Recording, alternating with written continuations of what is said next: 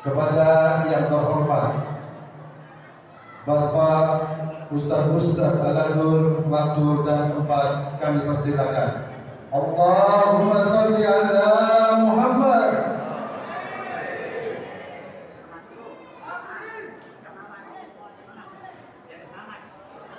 Mohon kepada jemaah yang di luar harap masuki ruangan.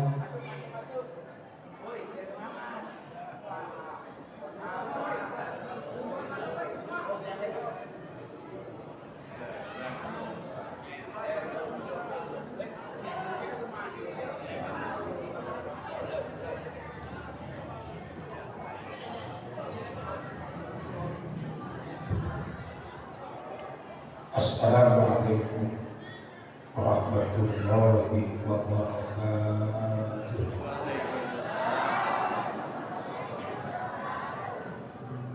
Alhamdulillah, alhamdulillahilladzi amarna bil ihya'i sunnati rasulil karim wa ja'alahu uswatan hasanatan liman kana yarjullaha wal yawmal akhir wa dzakarahu fi kulli waqtin rahim.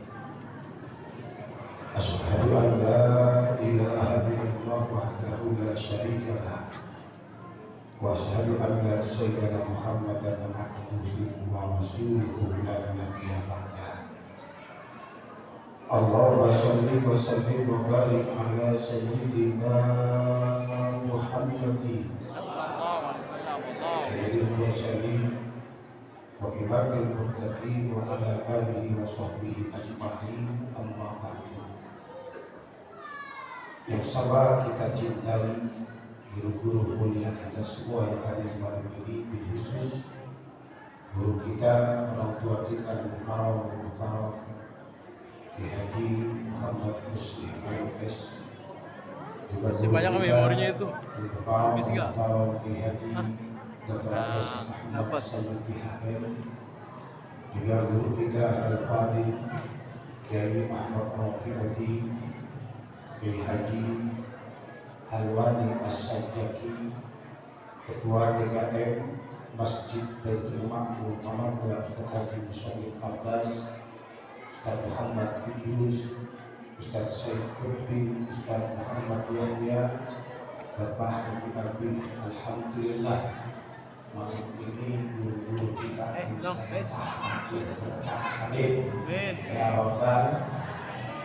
Aparatur pemerintah alhamdulillah hadir, pengayom Desa Kampung Besar Bapak Ahmad Salim beserta jajarannya, bahwa beliau mampu membantu amanah rakyat sehingga bisa selamat dunia akhirat.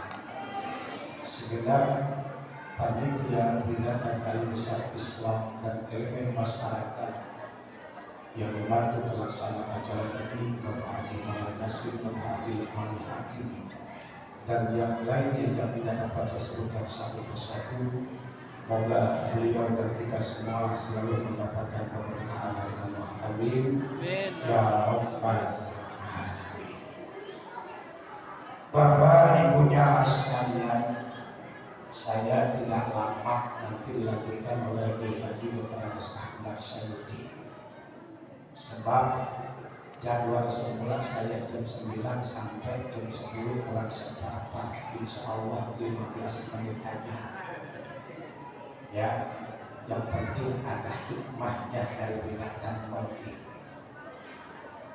Pastinya acara ini digelar berawal dan berakar dari rasa mahabbah cinta kita pada Nabi. Nih kalau bukan lantaran cinta, bikin kondangan juga 1 minggu begal. Betul. Tapi lantaran cinta kepada Nabi, meskipun cuacanya dingin biasa, kita mau duduk situ mengekspresikan cinta pada Nabi. Cuma ngaku cinta sama Nabi perlu bukti. Kalau cuma sekedar peringatan Maulid, yang bertakwa juga banyak dari panitia Maulid. Betul? Saking cintanya. Kalau bicara cinta, orang kampung besar udah cinta jasa sama Nabi.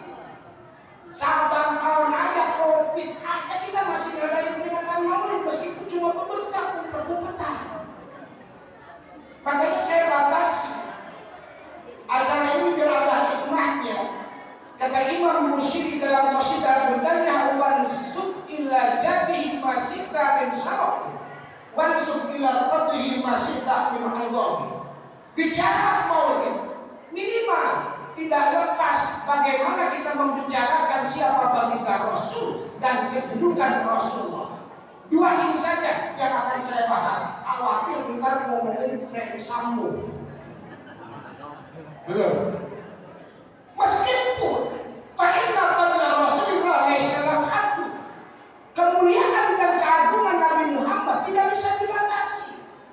Sampai seorang bujangnya pun kalau dia mengungkapkan bagaimana mulianya dan agungnya baginda Rasul nggak akan bisa terlukiskan, apalagi cuma satu mata.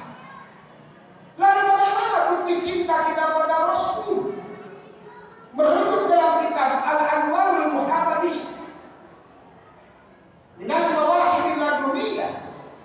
Kalau bukti cinta sama Rasul dalam kitab itu minimal ada 12.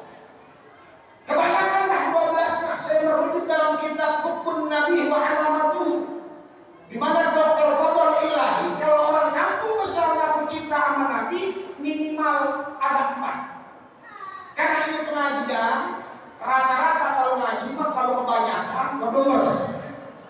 Yang 4 aja dah. Yang 4 juga ini nggak akan saya bahas semua, minimal 2 yang akan kita bahas. Apa kalau kita ngaku cinta sama Nabi? Minimal irsul ala ru'yatihi wa suhbatihi, ada rasa kangen, cinta, ingin bertemu kepada baginda Nabi kita Muhammad sallallahu alaihi wasallam. Kalau bertemu, kita nggak mungkin bertemu Nabi. Model kita nggak bakal mimpi ketemu Nabi. Kenapa? Kita masih bisa beli Samsung, masih bisa propos, masih bisa campur Nabi. Jangan harap bisa ketemu mimpi dengan Nabi. Karena itu makruh. Termasuk saya, nggak bakal mimpi ketemu Nabi. Orang saya 3 bungkus. Tapi paling tidak kalau aku cinta sama Nabi, saban hari minimal berselawat kepada kanjeng Nabi kita Muhammad. Dalam kondisi apa saja. Di pasar lagi nyuci, ibu sambil nyuci baca sholawat, insya Allah 1 kali sholawat 10 kebaikan Allah berikan pada kita. Cuma mulutnya baca sholawat, jangan kecamparan. Kita menuju laki-laki udah tua harus pakai lepis. Ngomong sudah begini, sekarang mau gulung begini. Coba kalian nyucinya sambil baca sholawat. Ya Sayyidi, mana? Ya Rasulullah, ya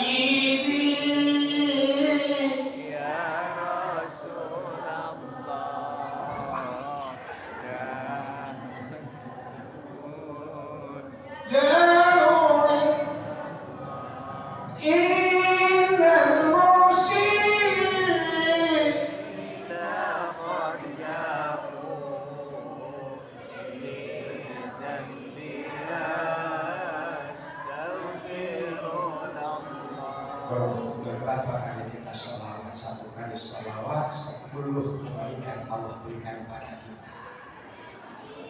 Begitu juga lagi masa goreng ikan teri, baca sholatullah salamullah ala toha sholatullah.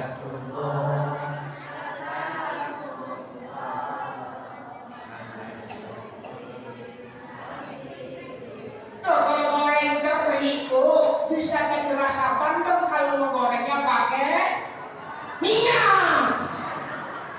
Masuk pakai sholawat, kita udah mateng. Pakai cuma sambil baca sholawat. Dulu ada orang saking cintanya sama Rasul bersalawat sampai ratusan ribu kali. Karena bibirnya selalu basah membaca sholawat kepada kanjeng Rasul, bermimpi berjumpa dengan Rasul. Dia bertanya, ya Rasulullah, apakah ada orang yang bacaan sholawatnya melebihi bacaan saya? Karena dia sahabat harinya minimal ratusan ribu dia baca sholawat.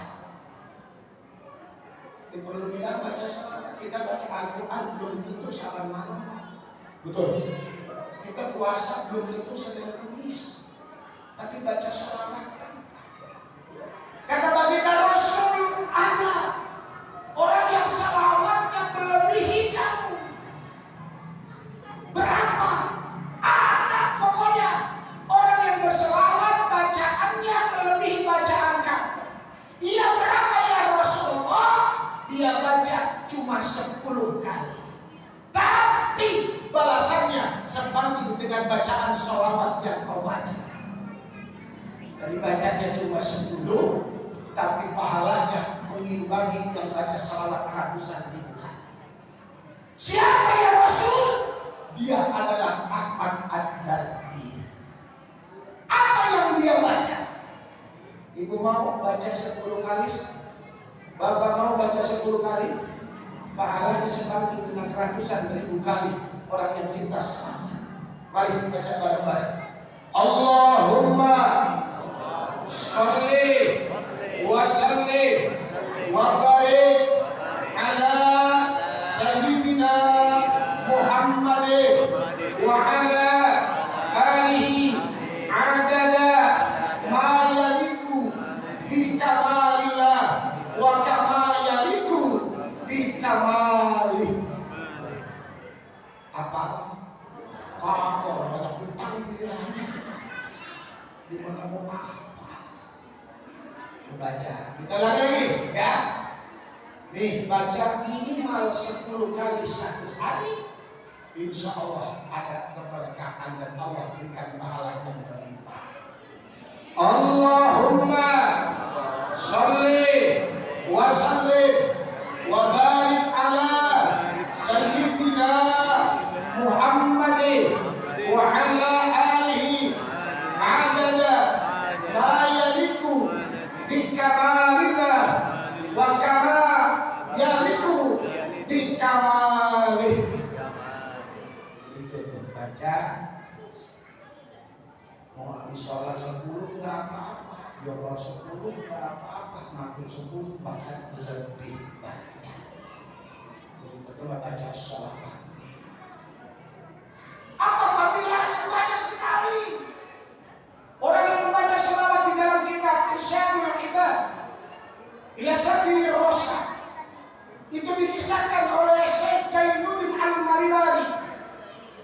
Tatkala Imam Sufyan Ats-Tsauri melakukan tawaf di Baitullah, di mana tawaf Baitullah ada bacaan-bacaannya, tapi ini ada seorang pemuda dia tawaf cuma baca sallallahu ala Muhammad, sallallahu ala Muhammad. Dia cuma baca selawat, Allahumma sholli ala Muhammad, Allahumma sholli alaihi wasallam. Putaran pertama dia baca selawat, kedua baca selawat, sampai putaran ketujuh itu anak muda baca selawat. Ini nama Imam Sufyan Ats-Tsauri ini bocah kok selawatan mulu. Kalau bicara soal ibu-ibu dia udah ya udah jadinya tuh. Maka kadang-kadang dia suka iringin penceramah sholawatnya dilagu-lagui. Nah kemarin saya ceramah pas dipanggil suruh naik ke panggung cuma diiringi sholawatnya dilagu-laguin ada setengah. Intisari yang akan disampaikan Ustaz Amir. Kita mungkin apa? Muhammadun, Muhammadun, Muhammadun, Rabbuna, Muhammadun, Muhammadun, Muhammadun. Ini mah cicaromo, ya ada semua. terkadang lunak lagu ikan dalam kolam. Ya, kalau kolam apa? Akhirnya dia sa'i dari sofa ke marwah dia baca sholawat, dari marwah ke sofa dia baca sholawat sampai 7 kali. Ini anak muda baca sholawat. Ketika ta'alul dicoba memberanikan diri ke Imam Sufyan Ats-Tsauri. Kata Imam Sufyan Ats-Tsauri, wahai anak muda, tadi saya dengar kau selalu baca sholawat, tawaf sholawat, sa'i sholawat. Kenapa kau selalu baca sholawat tidak doa yang lain? Apa katanya? Sejak kejadian itu saya tidak pernah meninggalkan yang namanya sholawat. Kejadian apa? Orang tua saya seorang pedagang. Orang tua saya ibadahnya rajin, puasanya doyan, zikirnya hobi, sholawat apalagi. Suatu ketika saya pernah diajak berdagang sama orang tua saya. Di tengah jalan saya bikin tenda untuk istirahat. Tapi akhirnya kemalaman saya bikin tenda, orang tua saya sakit dan meninggal dunia. Saya bingung. Saya cari orang untuk nolong orang tua saya. Saya sedih. Bukan sedih lantaran saya ditinggal mati sama orang tua saya. Tapi yang menyakitkan hati saya, yang membuat sedih saya, orang tua saya palanya berubah jadi keledai. Tahu keledai? Apa keledai? Uyuk, keledai uyuk. Keledai. Apa itu keledai ya? Bahasa India. Keledai ya. Saya cari kagak ketemu.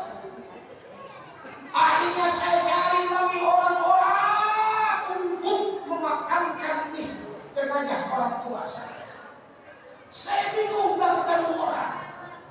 Tapi tiba-tiba ada cahaya dari kejauhan menghampiri tenda saya. Dia ucapkan assalamualaikum. Saya jawab waalaikumsalam. Dia masuk. Dia lihat orang tua saya. Dia kaget karena orang tua saya palanya berubah jadi keledai. Apa kata orang tersebut? Dia kagum karena bercahaya, tampan luar biasa, tidak bisa dilukiskan. Kata orang tersebut, boleh saya mendoakan orang tuamu? Sangat boleh. Justru saya sangat berterima kasih. Akhirnya orang ini adalah mengajak kepada Allah. Akhirnya ini mayat berubah jadi manusia seperti semula. Ditanya, kenapa orang tuamu seperti ini? Tuhan, orang tua saya sholat jamaahnya rajin, baca Al-Qur'annya sering, zikirnya doyan, bahkan beliau tidak pernah lepas dari sholawat. Akhirnya ditanya, Tuhan ini siapa? Aku ini adalah orang yang selalu dibacain sholawat sama orang tua. Dosa yang segitu banyaknya bisa diampuni lantaran sering bersolawat kepada Nabi. Ternyata apa yang dilakukan sama orang ini sehingga berubah jadi keledai. Ampunan, mohon maaf. Kata anak ini, orang tua saya memang dagang, orang tua saya baca Quran, puasa, cuma orang tua saya renten, cepet jadi bego, sejuta jadi jenggot, itu kayak begitu. Tapi lantaran sering bersolawat, akhirnya mendapatkan syafaat Nabi kita Muhammad Sallallahu Alaihi Wasallam. Satu, kalau aku cinta sama Rasul. Lihat bagaimana Thawban saking cintanya sama Rasul. Beliau gak bisa tidur, di tengah malam dia cari Rasul. Ya Rasul, saya gelisah. Saya berpikir kalau seandainya Tuhan meninggal dunia,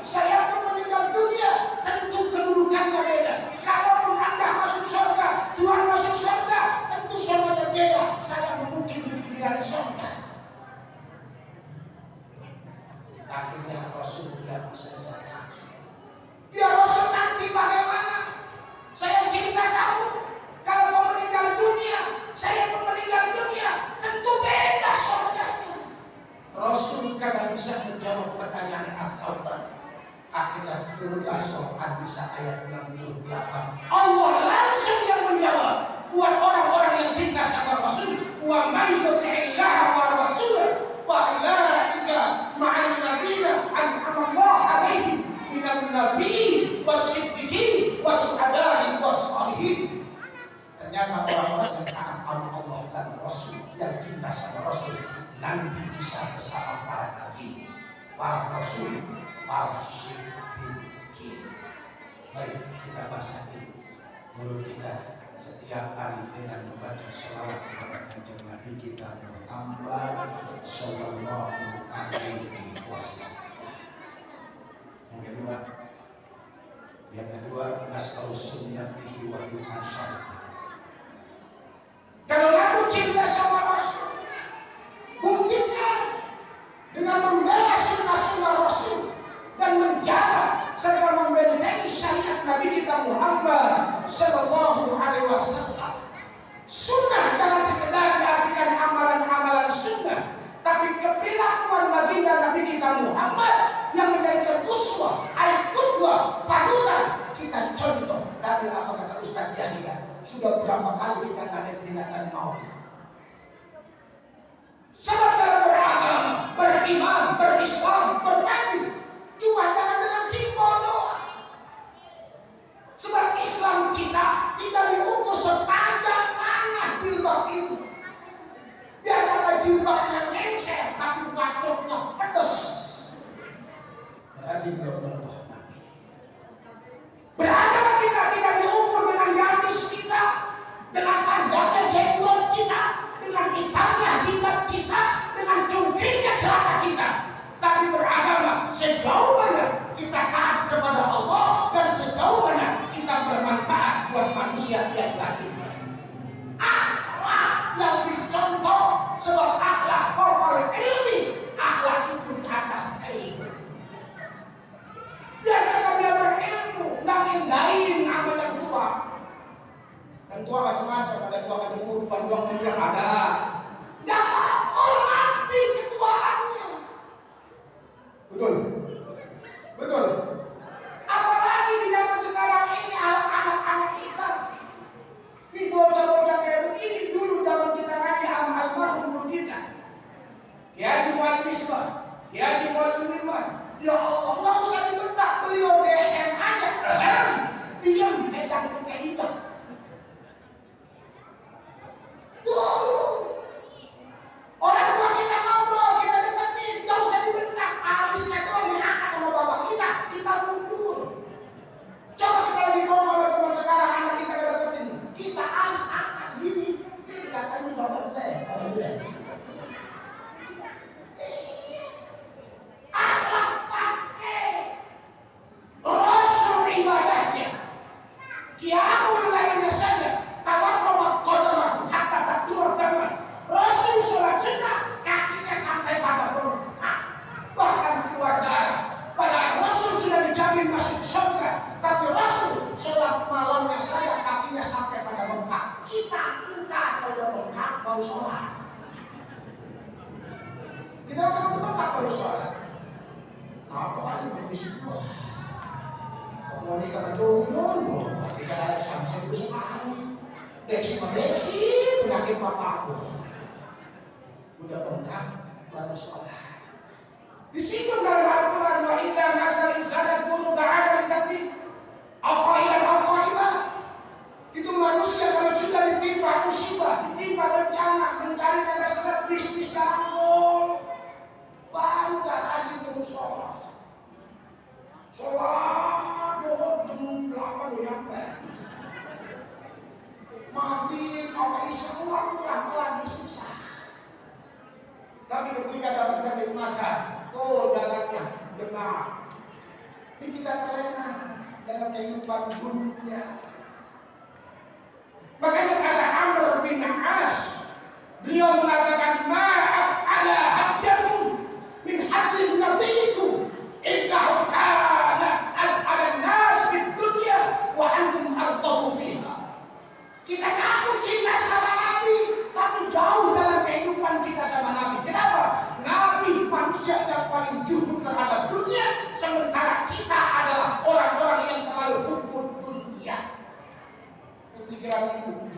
banyakan mana mikirin kondangan sama mikirin ngaji. Kondangan, aduh besok menangkan panggung lagi. Banyakan mana mikirin negara sama mikirin ibadah. Negara terus, itu terus. Udah pada kenyangnya. Kondangan sama tuan rumah di sini saya rasa timpalan tadi sama jengkol. Yang di shop, model sama rendang. Maksud tuan rumah malu kalau ngaduin saya asam. Ini ada shop. Kagak kita disendok semua. Shop dicampurin sama sayur asam. Rasanya apa itu? Kan begitu ya? Kita ngaku cinta sama Rasul, tapi jauh kehidupan kita dari baginda Rasulullah Sallallahu Alaihi Wasallam. Jadi tanamkan cinta kita kepada Rasul. Silakan ibu cinta sama laki, ibu cinta sama laki, cinta sama laki, atau kudu malah orang mencintai. Kadang-kadang laki orang di malam, laki dia nggak dipuji. Apa mau laki orang-orang udah jadi biasa mencarinya. Rumahnya dari doyok, apa keramik, apa masih gini aja mencari. Sabar, hidup bagaikan roda berputar, kadang-kadang di atas, kadang-kadang di bawah. Aku sampai heran sih pikiran kita roda di bawah lama jasa. Abang cinta begini, kudu cinta banget, harus cinta orang dia, kudu. Tapi kecintaan kita pada manusia jangan melebihi cinta kita kepada baginda Rasulullah Sallallahu Alaihi Wasallam. Kenapa? Yauma yafirul mar'u min akhihi wa ummihi wa abihi wa sahibatihi wa ibnihi. Nanti di hari kiamat, bang, yang ngebelain kita bukan bini. Maka saya bilang nanti cinta sama bini jangan kelewatan jasa, jangan terlalu kelewatan. Nanti emang dia nolongin kita, mikirin diri dewek cuma dia urusan sunda. Ibu juga cinta, apalagi jangan kelewatan. Emang nanti dia bisa nolongin. Iya kalau bini ibu doang, kalau bini udah empat, kalau empok. Saudara pada lari, ibu orang tua, semua memikirkan nasibnya sendiri. Kenapa? Mereka sibuk di padang mahsyar. Tapi baginda Muhammad Sallallahu Alaihi Wasallam yang nanti menolong kita. Ini kita termasuk umat yang dolimul linafsi, yang dolim terhadap diri kita sendiri. Siapa dia? Kewajiban dia laksanakan, tapi maksiat dia juga kerjain. Dia hebat. Sholat mah doyan, minggu hobi, ini kan tipu juga dia. Makanya akhlak baginda Rasul yang harus kita contoh. Mudah-mudahan dalam peringatan Maulid ini semua kita mengambil contoh baginda Nabi kita Muhammad Sallallahu Alaihi Wasallam. Rasul sebegitu hebatnya, ibadahnya sampai kakinya bengkak, belum Allah puji. Tapi yang dipuji adalah wa innaka la'ala khuluqin adzim. Akhlak Rasul yang dipuji oleh Allah. Kenapa? Kata ulama, kenapa Rasul akhlaknya begitu mulia? Listimari sifatil mahmudanil anbiya min qabli ala Rasulullah Sallallahu Alaihi Wasallam. Sifat-sifat terpuji nabi-nabi yang sebelumnya terkumpul pada diri Nabi kita Muhammad. Kesabaran Nabi Ayub ada pada diri Rasul. Rasul miskin apa kaya? Saya tanya nih, Rasul miskin apa kaya? Miskin apa kaya? Miskin.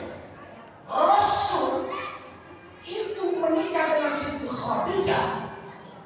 Pak, ibarat kata orang kampung besar, maharnya 20 ekor onta. Satu ekor onta kayak kepoda 25 juta. Coba kalau 20 ekor onta, 20 juta kali 20 berapa?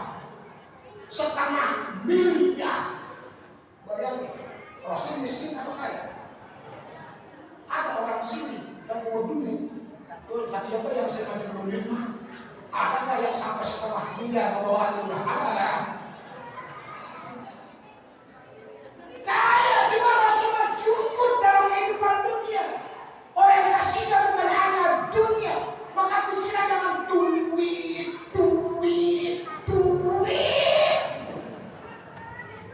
Kalau pikiran mikirin duit mulut itu lentang tangan di jidat, udah banyaknya. Enak mau dia makanya, gitu ya. Enak mau dia makanya. Orang kaya enak kata orang susah. Emang yang ngomong orang kaya enak siapa? Orang susah. Orang kaya nggak pernah ngomong enak kalau dia masih susah, nggak pernah. Itu orang kaya PA namanya. Ya iya, bicara enak mah juga orang susah, yang gampang enak mah orang susah.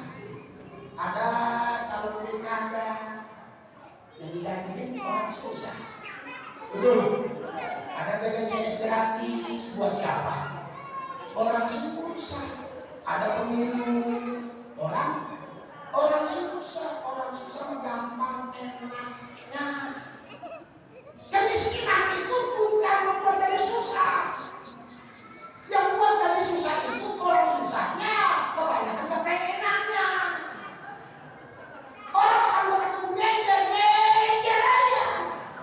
Gender yang kalau kita itu di masanya penuh baca sholawat, insya Allah rasa gender. Udah tahu gender, bikinnya rendah. Nah itu yang akhirnya loksun. Enak mau dia mana. Maka itu makanya kalau kita itu warga bima kosamu waktakum al-nas. Kalau kau itu dengan apa yang diberikan oleh Allah, kita akan jadi kaya. Yang bikin kita miskin dan susah, miskin sama susah beda. Kalau susah mah kepengen banyak. Orang punya HP baru, pengen punya HP baru. Orang beli baju, pengen punya baju. Orang beli gudang klimis, pengen juga gudang klimis. Simpan mau klimisnya ke licin. Itu akhlak orang. Ya, akhlak Rasul begitu mulianya karena akhlaknya. Maka pada saat itu, siapapun kita kudu punya akhlak. Akhlak sama yang tua. Akhlak sama orang tua, istri juga punya akhlak sama suami juga perlu berakhlak sama istri. Rasul sama istri aja berakhlak. Rasul panggil tuh Sayyidah Aisyah, ya Umayroh. Emang si Aisyah pun pipinya rada kemerah-merahan, cuma abang jangan lebay. Kita pulang dari sini ketok itu, Assalamualaikum ya Umayroh. Udah tau bini nyedok kiri, panggil Umayroh. Kata bininya lah, lagi gua pulang dia mau kesurupan siapa ini? Ya, jadi lagi-lagi ini saja yang bisa saya sampaikan. Paling tidak kita baca sholawat. Yang kedua adalah kenapa kalau aku cinta sama Rasul, tapi tidak menjalankan apa yang diperintahkan Rasul? Dikatakan kata ulama, man da'ahu ban Nabi sallallahu alaihi wasallam min ghairi tibai sunnati fa qad. Aku cinta sama Rasul, tapi tidak mengikuti sunnah-sunnahnya, tidak mengikuti ajaran-ajarannya, cintanya bullshit. Makanya ajaran agama lagi-lagi bukan hanya simbol. Tuh kita sholat, Pak. Kita assalamualaikum, nengok ke kanan. Kum itu kita mendoakan kedamaian dan rahmat buat saudara-saudara kita yang ada di depan sama yang di samping kanan. Assalamualaikum warahmatullahi wabarakatuh. Itu sama. Kita mendoakan saudara kita yang ada di samping kiri dan ada yang di belakang.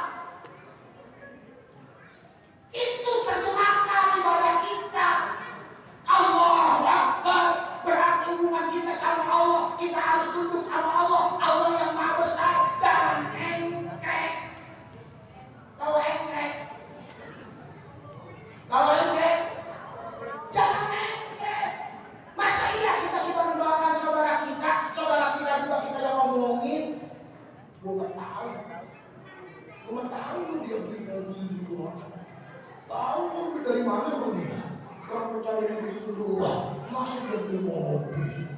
Udah semujon aja sih. Ya, maka lagi-lagi tanamkan akhlak. Kalau ini kita mengaku umat Nabi Muhammad, dan yang kedua jangan sampai meninggalkan yang namanya sholat.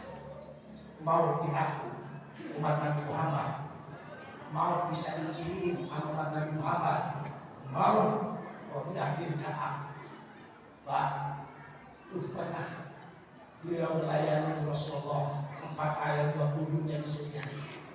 Kata Rasul, "Salli, minta kau padaku atau apa yang kau inginkan dariku?" Beliau cuma berkata, "Muraqabataka fil jannah ya Rasul, saya cuma pengen jadi teman kamu di surga." Cuma itu, iya, saya pengen jadi temanmu di surga. Mau jadi teman Rasul di surga? Mau? Oh, sesuatu belum tentu kita. Apa kata Rasul? "A'inni ala nafsika bikasratis sujud." Bantu aku buat dirimu dengan memperbanyak sujud. Alhamdulillah, masjid kita kuliah subuhnya, jamaahnya, maghrib isanya, alhamdulillah termasuk masjid yang makmur. Bahkan sampai detik ini Masjid Baitul Makmur, Pak, yang masih ada kuliah subuhnya. Mudah-mudahan terus seiring pembangunan masjid, seiring itu juga makmur masjid kita dengan pengajian. Sebab makmurnya masjid bukan 4 lantai, tapi makmurnya masjid. Bagaimana itu masjid makmur dengan jamaahnya, masjid makmur dengan pengajiannya. Maka kata Buya Hamka, kalau lihat orang Islam gampang, lihat aja pas sholat duduk pikir, ada jalan raya apa bukan. Tapi kalau lihat orang beriman, lihatlah tatkala sholat subuhnya. Mudah-mudahan kita diberikan kesehatan untuk selalu bisa beribadah kepada Allah. Ini saja yang bisa saya sampaikan. Jangan bubar dulu, dilanjutkan oleh kita Kiai Haji Dr. Ahmad Sayyidi. Lebih kurangnya mohon maaf. Assalamualaikum warahmatullahi wabarakatuh.